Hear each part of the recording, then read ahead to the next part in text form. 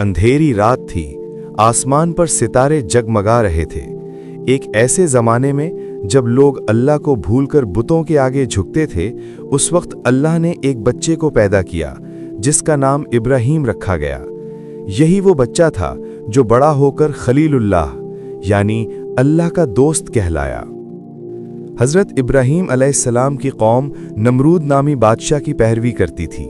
ये लोग लकड़ी और पत्थर के तराशे हुए बुतों को खुदा मानते थे। हज़रत इब्राहीम अलैहिस्सलाम छोटी उम्र से ही सोचने वाले और गौर करने वाले थे।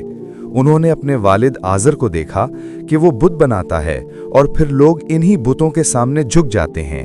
एक दिन इब्राहीम अलैहिस्सलाम ने कहा, ऐ अब्बा जान, आप ऐसी चीज़ों को क्यों पूछते हैं जो ना सुनते हैं, ना देखते हैं और ना ही किसी का भला कर सकते हैं?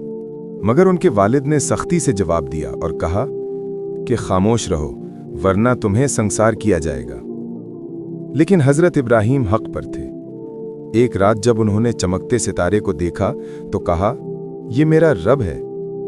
लेकिन जब वो डूब गया तो फरमाया, मैं गुरूब होने वालों से मोहब्बत नहीं करता। फिर उन्होंने चांद देखा, फिर सूरज देखा, मगर ये सब भी गुरूब हो गए। आखिरकार उन्होंने ऐलान किया, मैंने यकसू होकर अपना रुख उस जात की तरफ कर लिया है जिसने आसमानों और ज़मीन को पैदा किया, और मैं मुशरिकों में से नहीं हूं।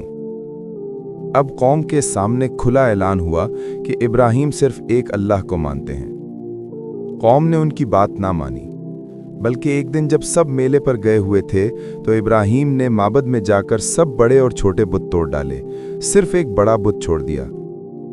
जब लोग वापस आए तो हैरान रह गए। उन्होंने पूछा, ये किसने किया? इब्राहीम ने कहा, ये बड़े बुत ने किया होगा, इसी से पूछ लो अगर ये बोल सकता है। कौम लाजवाब हो गई, मगर फिर भी जिद पर अड़ी रही। आखिरकार उन्होंने फैसला किया कि इब्राहीम अलैहिस्सलाम को जलती हुई आग में डाल दिया जाए। बड़ी आग जलाई गई और इब्राहीम अलैहिस्सलाम को मंजनीक में बांधकर फेंक दिया गया। मगर अल्लाह ने हुक्म दिया, ऐ आग, ठंडी हो जा और सलामती हो इब्राहीम पर। यूं आग फूलों और ठंडक का बिस्तर बन गई। इसके बाद हजरत इब्राहीम अलैहिस्सलाम ने अल्लाह के हुक्म पर हिजरत की। वो अपनी बीवी हजरत हाजरा अलैहिस्सलाम और नन्हे बच्चे हजरत इस्माइल अलैहिस्सलाम को लेकर मक्का की बेआबो गया वादी में आए। वहां ना पानी था ना खाना। जब हजरत इब्राहीम अलैहिस्सलाम ने बीवी और बच्चे को अल्लाह के भरोसे पर छोड़ा तो हजरत हाजरा अलैहिस्सलाम ने पूछा, क्या ये अल्लाह का हुक्म है? इब्राहीम अलैहिस्सलाम ने कहा, जी हाँ। तो हाजरा अलैहिस्सलाम ने कहा, फिर अल्लाह हमें जाया नहीं करेगा। बच्चा रोया तो माँ सफ़ा और मरवा के पहाड़ों के दरमियान दौड़ने लगी। 7 चक्कर के बाद अल्लाह ने फरिश्ते के जरिया जमीन से चश्मा जारी कर दिया, जो आज भी जमजम के नाम से बह रहा है। साल गुजरते गए, फिर वो वक्त आया जब अल्लाह ने अपने खलील को सबसे बड़ी आजमाइश दी। ख्वाब में इब्राहीम अलैहिस्सलाम को हुक्म मिला कि अपने बेटे इस्माइल अलैहिस्सलाम को कुर्बान कर दें। ये बड़ा इम्तिहान था। हजरत इब्राहीम अलैहिस्सलाम ने बेटे से कहा, ऐ मेरे बेटे, मैं ख्वाब में देखता हूं कि तुझे ज़बह कर रहा हूं, तो बता तेरा क्या ख्याल है? बेटे ने जवाब दिया, अब्बा जान, जो हुक्म दिया गया है वही कीजिए, आप इंशाअल्लाह मुझे साबिर पाएंगे।